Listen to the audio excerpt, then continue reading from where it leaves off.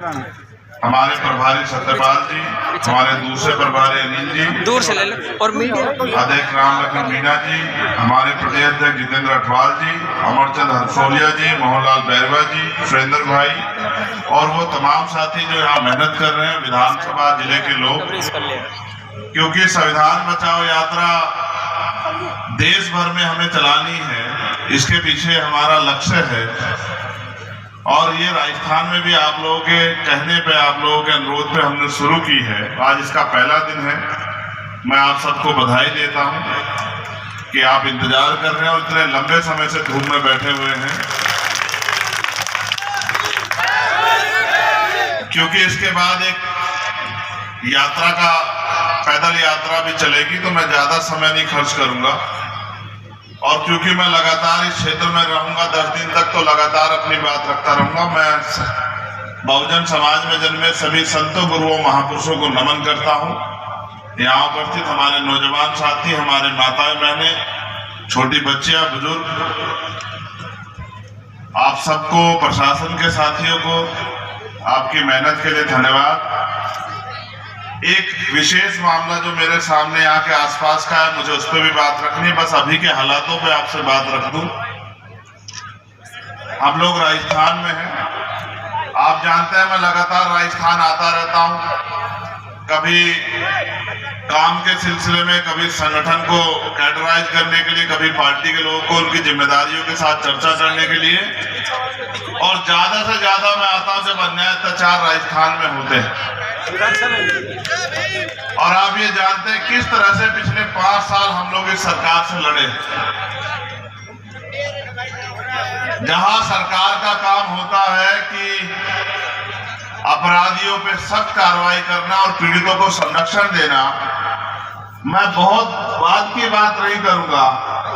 1-2 दिन पहले ही जो रैगर समाज का छात्रावास है, उस पर जिस तरह से हमला किया गया, और मुख्यमंत्री अपराधियों को छुड़ाने का काम कर रहे थे, पुलिस के अधिकारी उनसे बहस कर रहे थे कि नहीं, पीड़ितों को न्याय मिलना चाहिए, इनकी गिरफ्तारी होनी चाहिए।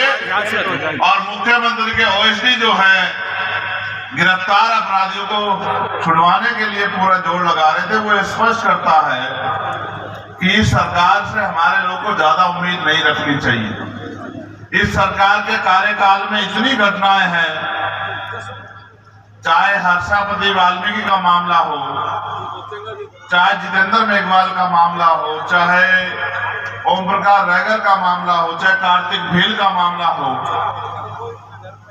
तमाम ऐसी घटनाएं हैं जिन्होंने अंदर तक जो है हमें दुखी किया, पीड़ित किया, तकलीफ दी।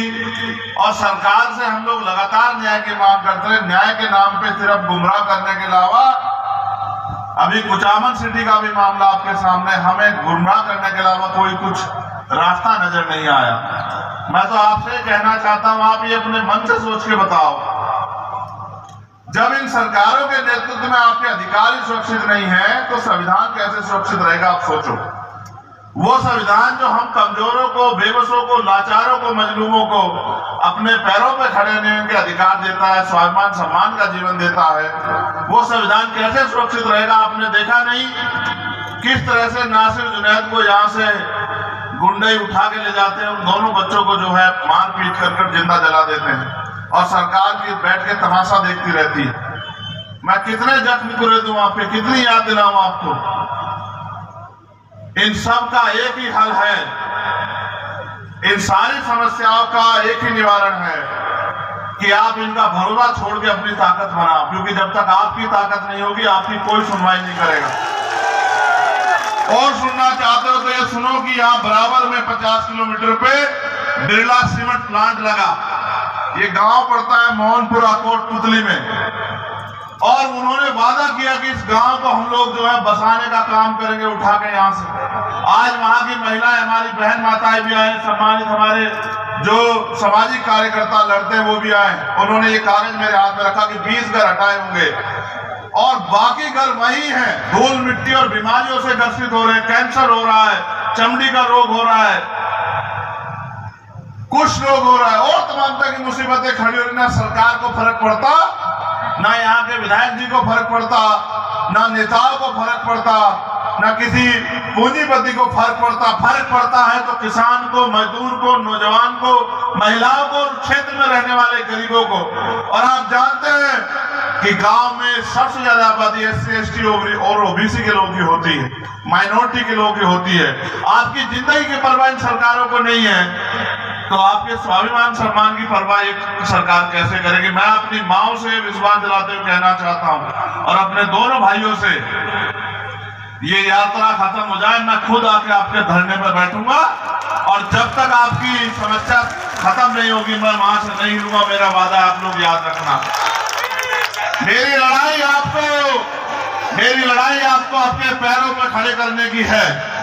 आप जानते हैं मुझे ना राजस्थान से MP बनना है, ना MLA बनना है। मुझे आपसे एक ही चीज चाहिए कि आप अपनी ताकत को पहचानो। जब आप दूसरों को बना सकते हो तो अपने बीच के लोगों को बना सकते हो। और याद रखो,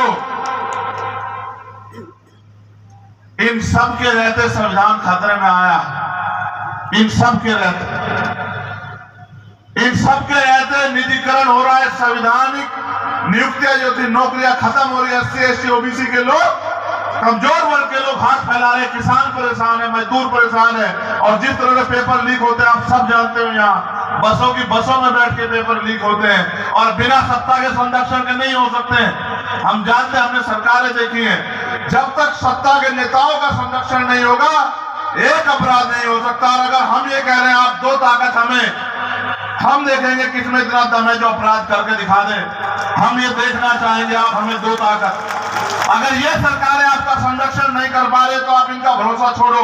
आप 2000 समाज पार्टी को ताकत और फिर देखना, अगर कोई जालिम हमारी बच्चों के, भाइयों के, बुजुर्गों की पगड़ी से खेल जाए, आग उठा दे किसानों मजदूरों में, फिर बताना। किसी धन्ना सेठ के आगे अगर आपके ऊपर अगर लाठी चल जाए तो बताना। इसलिए मैं आपसे कहना चाहता हूं, चाहे कोटपुतली का मामला हो, चाहे नासिर जुनैद का मामला हो, या असगर का मामला हो, या हमारे भाई मीणा जी SI का मामला हो जिनको गोली मारी गई।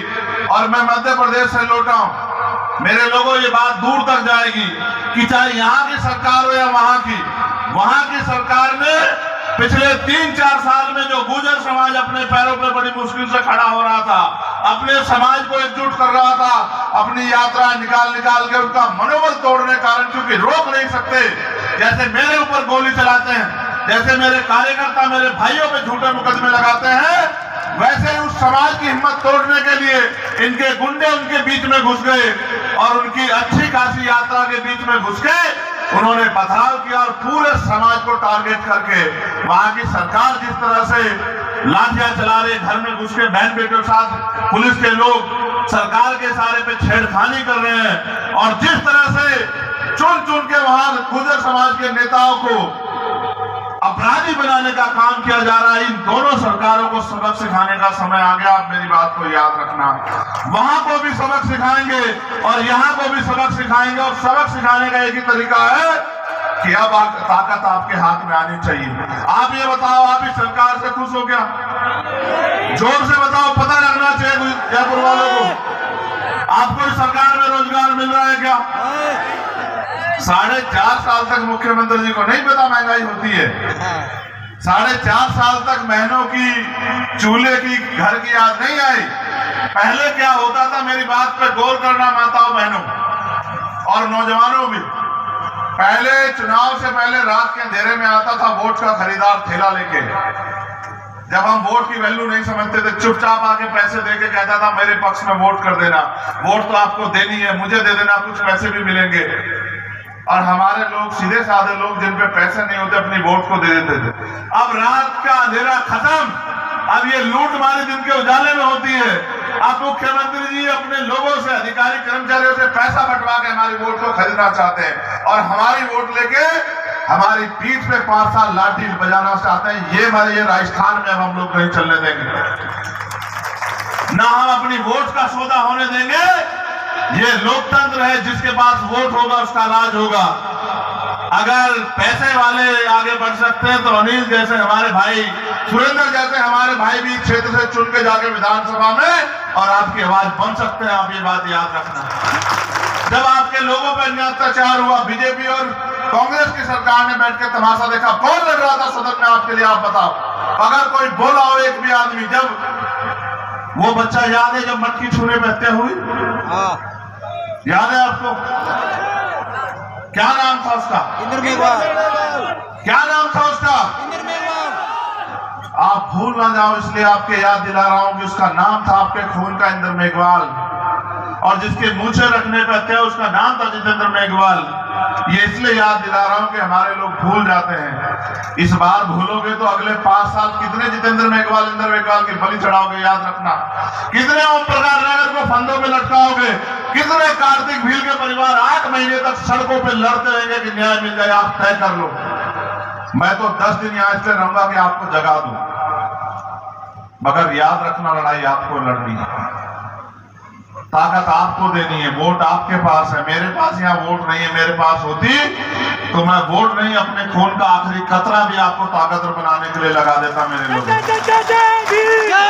तो मैं आपसे आग्रह करूंगा कि जब आपको खबर मिल जाए कि आजाद समाज पार्टी का ये उम्मीदवार इस विधानसभा में है, उस विधान उम्मीदवार को भूल जाना, अपने आप को उम्मीदवार समझ के गली गली जाके, गांव गांव जाके प्रचार करना, और एक एक वोट संगठित करके, और एक समीकरण होती है वोट ट्रांसफर की। अगर आप ये समाज तय होकर के बैठ गया कि उसको ताकत लेनी है, तो जिसको सरपंच बनाओगे, जिसको जिला परिषद में जिताओगे, उस समाज से भी कह देना अगर हमारी वोट चाहिए तो इस विधानसभा चुनाव में हमें वोट देना। इस तरह से साझेदारी बना के, समझौता करके, एक एक विधानसभा में अपनी ताकत बना के अपने बीच के लोगों को विधानसभा में भेजना। फिर हम देखेंगे कि आपके मुद्दों पे बात क्यों नहीं होती, आपको जमीन क्यों नहीं मिलती, आपको रोजगार क्यों नहीं मिलता, आपके साथ अन्याय होने वाला अन्याय क्यों नहीं बंद होता। बहुत बहुत धन्यवाद। मैं आपसे आग्रह करूंगा, बड़े अनुशासन में आप पैदल मार्च में मेरे साथ शामिल होना। हमारी माताएं बहनें भी रहेंगी, उत्साह ठीक है, अति उत्साह जब नहीं ठीक, समझ रहे हो, बहुत शांतिपूर्ण तरीके शामिल होना।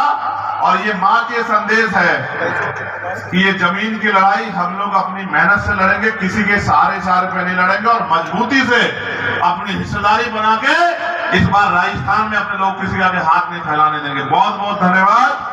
जय भीम, जय भारत, जय मंडल, जय संविधान, जय जोहार। आप सभी के लिए मंगल कामनाएं। बहुत बहुत धन्यवाद।